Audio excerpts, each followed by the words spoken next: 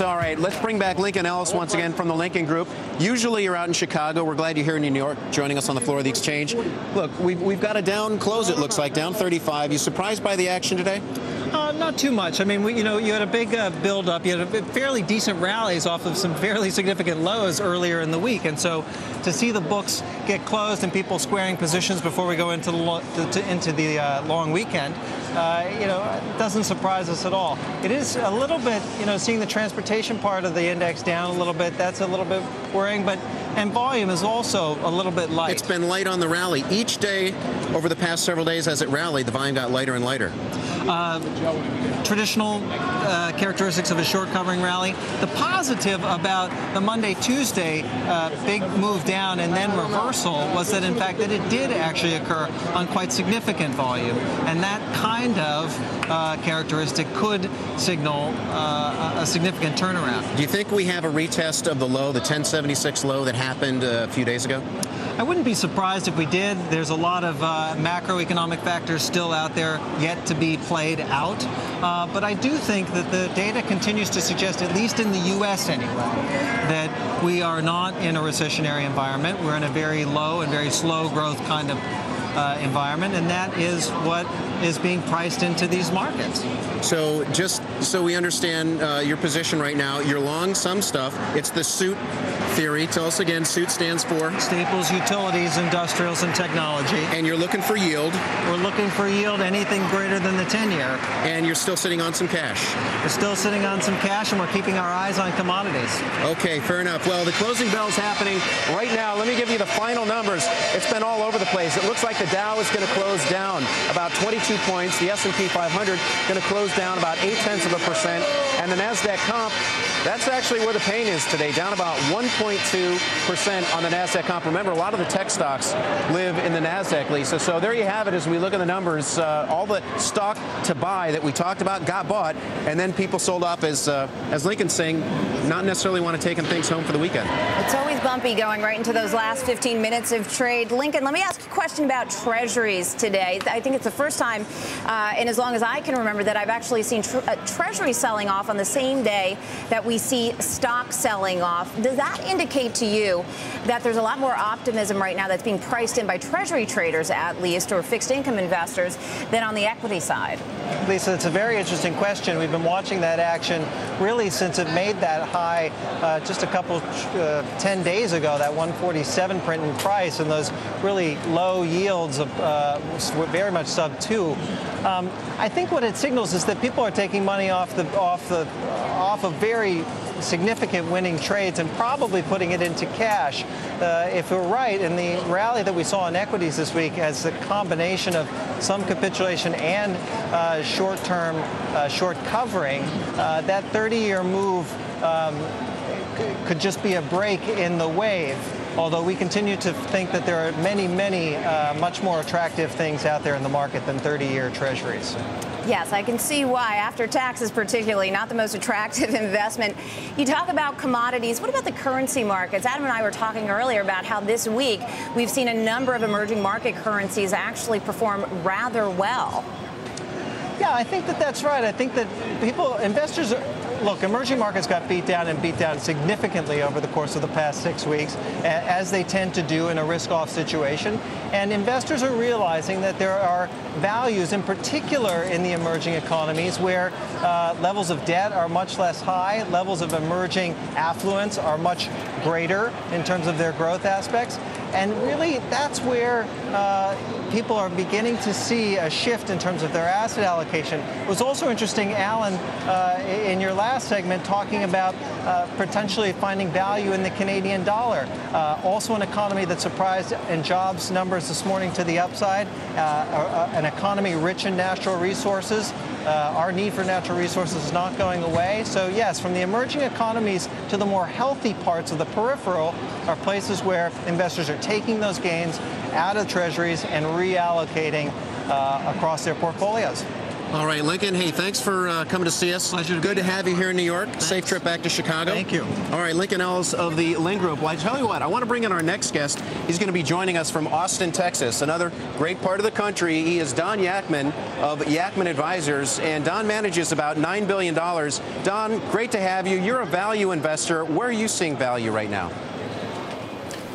Well, the time horizon we have is a lot different than what most viewers probably have, because we look in terms of 10 years, and that's what makes us very different. But I have been in this business like 40 years, over 40 years, and I have never seen so many large, profitable businesses selling on a relative basis to other things as cheaply as they do today.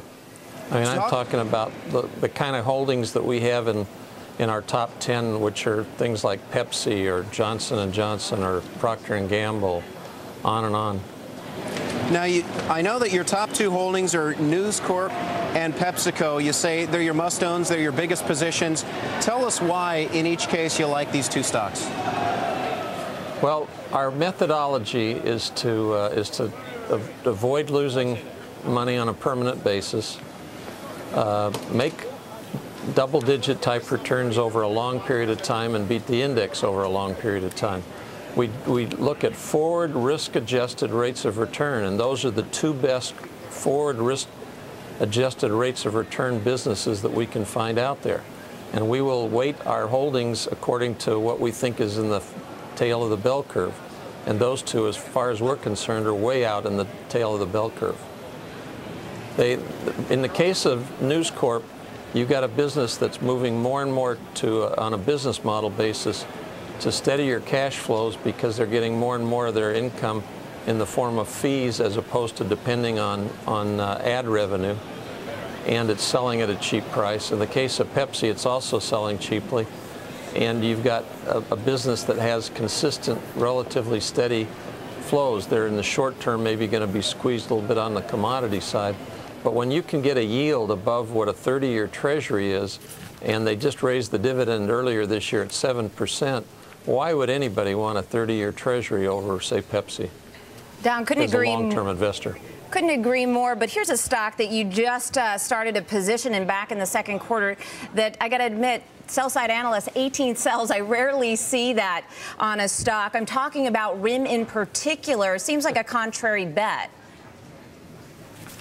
Yeah, well, but again, it looks big because of the number of shares, but remember, it's a very small holding for us. If it were a top 10 holding, we would be a lot more revved about it. I mean, that one, because of the dangers that are inherent in trying to predict technology, we've taken a much smaller position, but the stock was very, very cheap on the way in which we look at it. But we just weren't as confident in the cash flows, therefore it doesn't have nearly the high quality that, say, a Microsoft does, which is our fourth biggest holding, or Cisco Systems, which is the fifth biggest. And Don, turnover is not something that is high on your portfolio, right? You actually buy and hold these stocks for a long period of time. What's your exit, or what are you looking for on RIM in terms of returns, and when does that start to become a winning bet for you? Well, again, we're just looking very long term and saying to ourselves, that there are a lot of things that could happen in a positive way. I mean, they have a lot of patents, as everybody knows. They could come up with new ideas. In technology, the problem is you have a lot of shooting stars, and this one, a lot of people are worried that it's in the fade stage. Time will tell, but I think when you do this, investing the way we do, it requires a lot of patience, and hey, that's what we have. Talk to me, when you talk about patience, talk to me about what you're looking for in free cash flow yield. Warren Buffett's a big fan. What kind of numbers specifically do you need for free cash flow yield? Well, what we're looking for is double-digit type returns, I mean, overall. But remember, any investment is generating cash.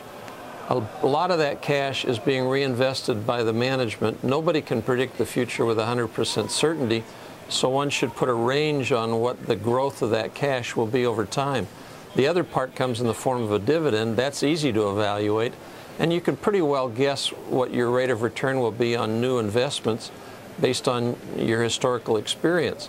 So the real wild card is making a judgment call on what can happen over a long period of time looking forward based on the management's decisions and the inherent strength of the business model. And that's what we try to do. We try to look at it as though we were an owner. Don, but I think, you know, to try to pin it down to one specific number is very dangerous. Don, you're a U.S.-based fund, but I notice some of your top holdings really do have multinational exposure. Are you in any way trying to position the portfolio for an upswing in emerging markets or perhaps in Europe? Not necessarily. We're looking for the best risk-adjusted rates of return. But I will say that a company, and most of these companies are large, in order to be a great company over the next, like, 20, 50 years, I would just say be long-term oriented, be patient, invest in a way that you can feel comfortable with, and just continue to follow along. I see way too many investors who buy and sell at the wrong time. Hey, Don, it's Adam. Before we let you go, we got about a minute left here. What are 3 names that are on your shopping list right now, names you're buying on dips? Well, again, look at our top 10 holdings, and next week we'll report what they are as of the end of this quarter, but they don't change very much. And the higher they are on the list, if you can get them on dips, the better off you are. So, I mean, recently, for instance, during the quarter, it's pretty obvious what we did when News Corp took a dip, or what Pepsi's taken a dip. All right, Don, if it's a good investment at a higher price, it's an even better investment at a lower price, all things being equal. Common sense. Thanks so much. Don doesn't explain how great your results are all the time. Thanks so much for joining us, though, here on Street Smart. That was Don Yacktman of the Yacktman Funds. By the way, both of his big funds, both the Value Equity Multi-Cap and the Focused Fund, have outperformed 99% of their peers over the last 5 years.